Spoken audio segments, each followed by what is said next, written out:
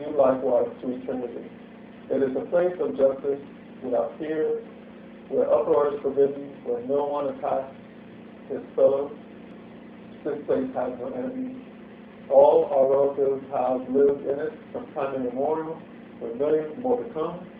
It is not possible to linger in Egypt. No one can escape from north, west, and of life in another world.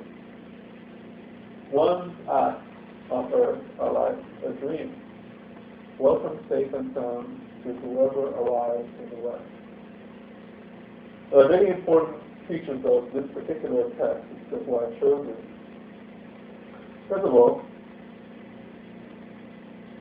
the author is talking about tomb writings that talk about the virtue of life on earth. And says, well, what about the virtue of eternity? The life after death, after the physical death. In life after death, it's a place of justice. You don't have to fear anybody. You don't have to lock your door at night when you go to sleep. You don't have to worry about somebody going to mug you when you're on your way someplace. Get a carjacking. There's enemies there. You don't have to worry about all these things. So why are you giving virtue to this physical world when you have this other world? You may have to deal with all this stuff. And in any case, regardless of how you feel about it, everyone has to go to this netherworld anyway. You can't linger here in Egypt. You can't linger here in the world.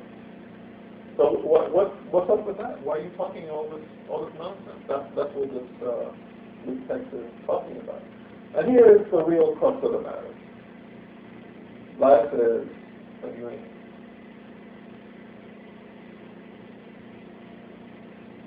Life is a dream.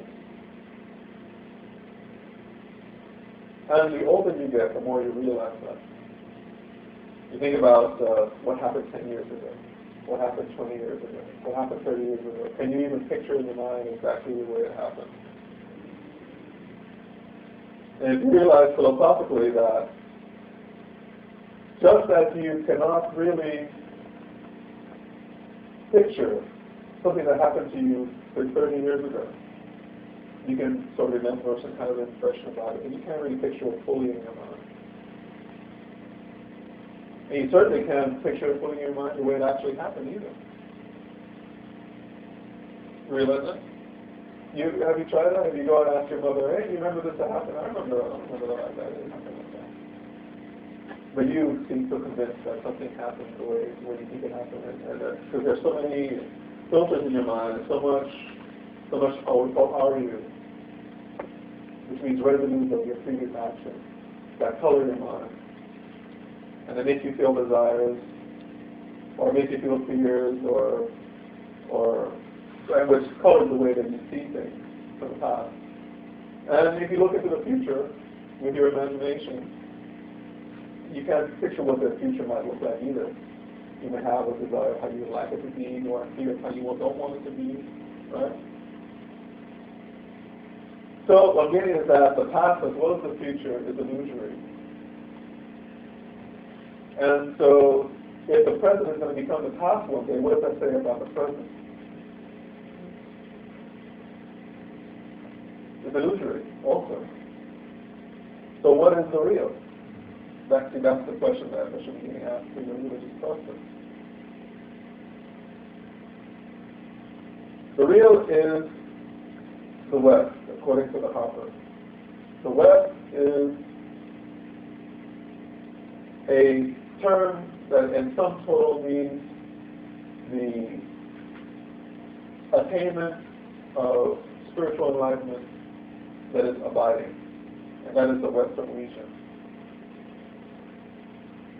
When you go to the West, if you get to go to the West, it means that you have reached the end of your journey.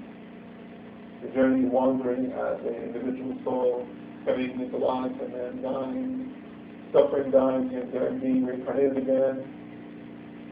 Think of the world, how the sun rises in the east and sets in the west. This is how the ancient Egyptian temples are built also, with this in mind. The East is the land of the birth of the sun, the birth of souls. And the problem is that souls don't usually go to the West. They just go into a holding region, like we were when we came here on the plane. We're in a holding pattern, going in circles and limbo until we're ready to land again. If we were enlightenment, we would have gone, instead of going in patterns, we would have gone out of the stratosphere to outer space and never come back to the Earth. I don't think everybody on the plane would want to do that, though. I don't think I would have said. Trying to give you a little metaphor there, a little analogy. The West means that you've transcended, you've gone beyond the stratosphere, beyond the world. And you're not going to come back and land on Earth again. That would be an analogy there. And the East means that you're going to be reborn again. And so the West, or Wazet, that is the goal of life.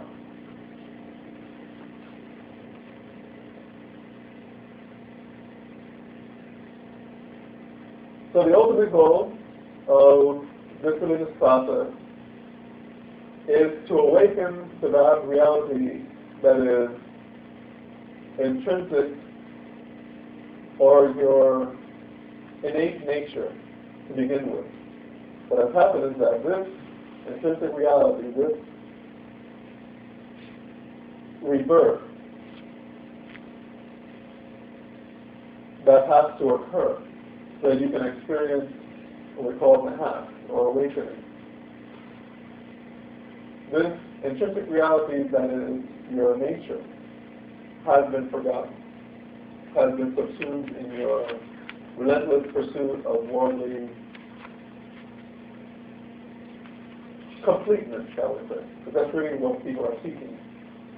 If people are bombing other people, they're actually bombing them to seek their completeness. Because somehow killing these people are going to make you complete the way you think that you're supposed to be. If your religion says that you can kill everybody so that you can survive in your holy land, that's you're seeking your completeness in your idea of, which is your holy land and your idea of what your tradition is supposed to be. And likewise, if your religion says forgiveness is the way, so on and so forth. But what I'm getting is that people are seeking all to have their conception of what completeness is. And in our idea of completeness, the completeness is enhanced or awakening or enlightenment. This term can be translated as enlightenment also. A state wherein consciousness, or so to say your higher consciousness, or your expanded existence, is discovered. And discovered, to give a definition for that term, discover is not something that you go and find that is not known to be there, or that is not there already. Discovering, what we mean by this term in this context, is more like uncovering. And we'll